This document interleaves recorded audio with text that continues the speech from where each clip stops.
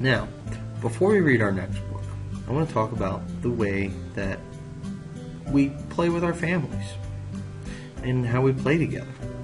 I want you to think of something that you and your family does together that it's fun or that you guys do that you enjoy. One thing I know my family does that we all get along during is raking leaves, and right about now there's a lot of leaves on the ground, and for good reason, because it's fall. So that's something that we like to do. I'm sure you have lots of fun things you like to do, like maybe play soccer with your mom or dad or grandma or grandpa or someone at home. And I'm sure there's lots of other things that you like to do, maybe like we talked about fishing, or maybe you like to sew or do a bunch of cool fun stuff. All right? So our story that we're going to read is called Families. All right? Now, remember, good readers think about how they feel when they read a story. Now, does this picture show a real or make-believe family? Yeah, this is a real family. And how does this family picture make me feel, or you feel? Does it make you feel happy or sad? Well, I know it makes me feel happy because they're smiling. It doesn't make me feel sad, because if it made me feel sad, they probably wouldn't look happy. All right, so that's what we're going to do. Now we're going to go through and we're going to read this story. All right? Well, I'm going to read it to you. All right? So, here we go. Families live together. Families play together. Families work together. Now, on this page, right here, number 38, this picture. All right, what are the mother and daughter doing on this page?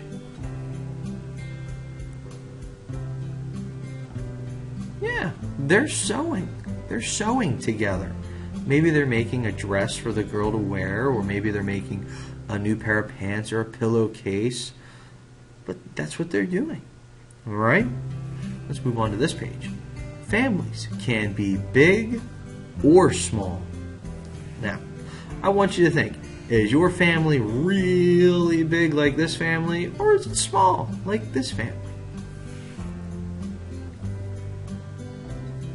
I know my family at home is kind of small. It's just my wife and me that live together right now. So right now it's just the two of us. All right? Let's move on to the next page. Families celebrate the old and the new. What does your family do? All right. So here we go. Here we go on page 40, which is this one. Oh, boom. What is each family on this page celebrating? I think you can figure out what they're celebrating up here.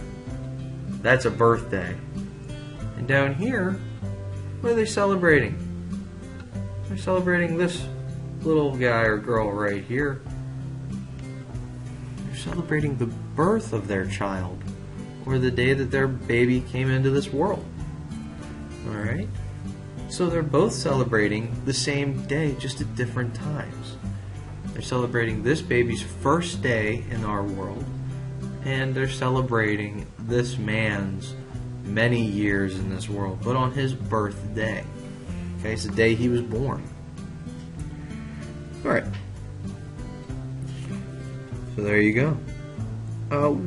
Why? Well, let's continue on. Well, why does families begin with a capital letter right here? Why does that begin with a capital letter?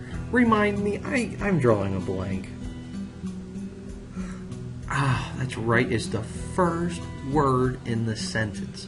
And the first word in any sentence is always capitalized. Very good. And what mark ends the sentence? What's this little thing called here? Boop. What's that little guy there called? That's called a period. Very good. All right. Families celebrate the old and the new. Now, did you notice when I was reading, I got to the end of the line and then I went down and went back all the way over here and kept on reading. That's how we read. Families celebrate the old and the new. Okay? This sentence over here on page 41, take a look at that. How does this sentence begin? Yeah, it begins with a capital W, but how does it end? What does it end with right here? What's this called? Very good. This is called a question mark. And that means that the author asked a question. Very good. All right, so your assignment for today is, because we've been working on families, all right, we've been working on families, and I want to see what you do with your family, all right, with a family member at your house. So I need you to get a blank piece of paper. Okay, get a blank piece of paper and hold it so that the long side of the paper is facing you. Then I need you to put your name on it. Alright. Now, draw you and someone in your family doing something that you do, that you enjoy doing. So I drew a picture of my wife and myself out raking leaves in our lawn, because we enjoy doing that. It's time that we get to spend together, and we have a lot of fun doing that. All right.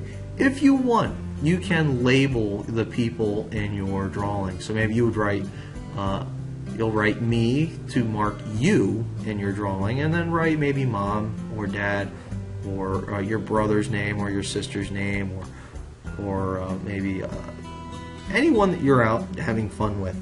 Okay? Remember, have somebody take a picture of you while you're doing your work and a picture of your completed work. Make sure you're doing your artwork with lots and lots of details, and try and stay inside the lines. Remember, little bitty circles for coloring in will help you keep your crayon or pencil under control much better than just scribbling up and down. Alright? So, get to work. I can't wait to see what you like to do with a family member.